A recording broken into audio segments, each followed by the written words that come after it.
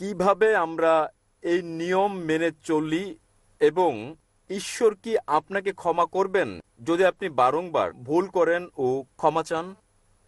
ভাই দুভাগে প্রশ্ন করতে চান, তিনটি ছয়টি প্রশ্ন করতে চান। প্রথম তিনটি প্রশ্ন ভাই করে ফেলেছেন। কেমন করে আমি জানবো যে ইসলামে ইবাদত করা সঠিক?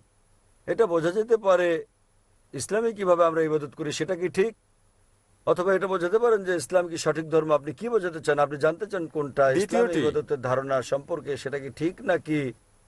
ইসলাম কি ইবাদতের জন্য সঠিক ধর্ম?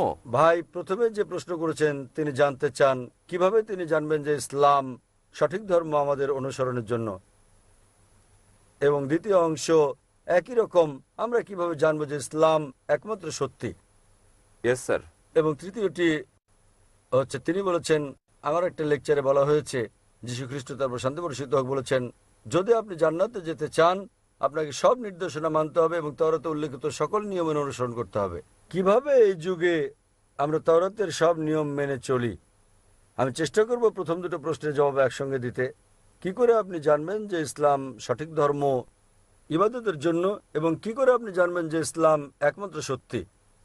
ইসলাম এসেছে আরবি শব্দ সালাম থেকে, যার মানে শান্তি। এটা আরও এসেছে আরবি শব্দ সিলম থেকে, যার মানে আল্লাহর কাছে নিজের ইচ্ছাকে সমর্পণ করা। ইসলাম মানে সর্বশক্তিমান ঈশ্বরের কাছে নিজের ইচ্ছাকে সমর্পণ করে শান্তি অর্জন করা। এবং কোনো গ্রন্থের দাবি যে সেটা ঈশ্বরের বাণী, যে কোনো ধর্মকে প্রমাণ দিতে যে এটা সর্বশক্তিমান ঈশ্বরের কাছ থেকে এসেছে, এই ওহী, এই গ্রন্থ, এই ধর্মকে সময়ের পরীক্ষায় উত্তীর্ণ হতে হবে। অতীতে সেটা ছিল অলৌকিকতার যুগ এবং মহিমান্বিতকরণ হচ্ছে অলৌকিকের অলৌকিক। পরে আসলো সাহিত্য এবং কাব্যের যুগ।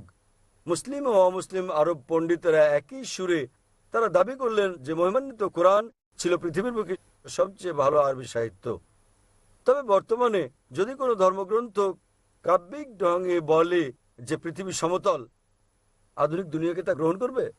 খুবই স্বাভাবিক না, কারণ বর্তমান হচ্ছে বিজ্ঞান ও প্রযুক্তির যুগ। তাহলে যদি আপনি এই পরীক্ষাটা করেন বিজ্ঞান ও প্রযুক্তির, বর্তমান সময়ে ধর্মগ্রন্থসমূহের যেগুলো আমাদের কাছে আছে, বিশ্বের বিভিন্ন ধর্মের সকল ধর্মগ্রন্থ পরীক্ষায় ফেল করেছে কোরআন ছাড়া।